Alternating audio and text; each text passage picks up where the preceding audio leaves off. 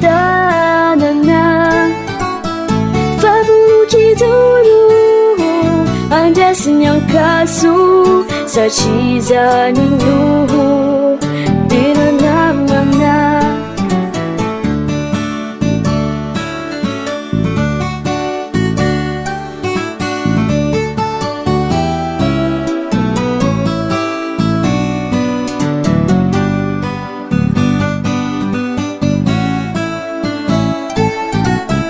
Rami si zava mapaush Kamila tia itatu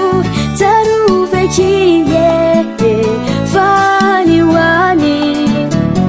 Misi namanau Dinatia Macha si muso Macha rena Nefakusa titia tina Fabulu kanapi Sachia tia Timida divalimi Sana chia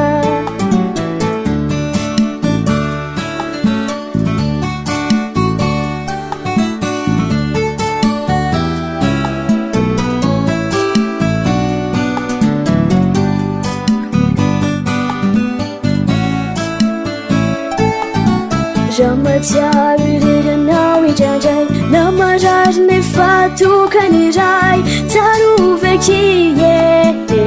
Fani wani Misi namanau Dinatia Tireri anau Famis matiaru Kaniala elu Ataru Kichko naura baventi Utunga tiwela Fabeti beti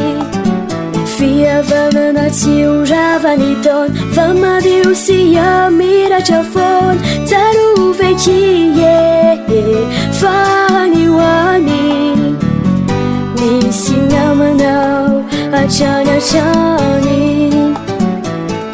Misi namanau Achana chani Misi namanau Achana chani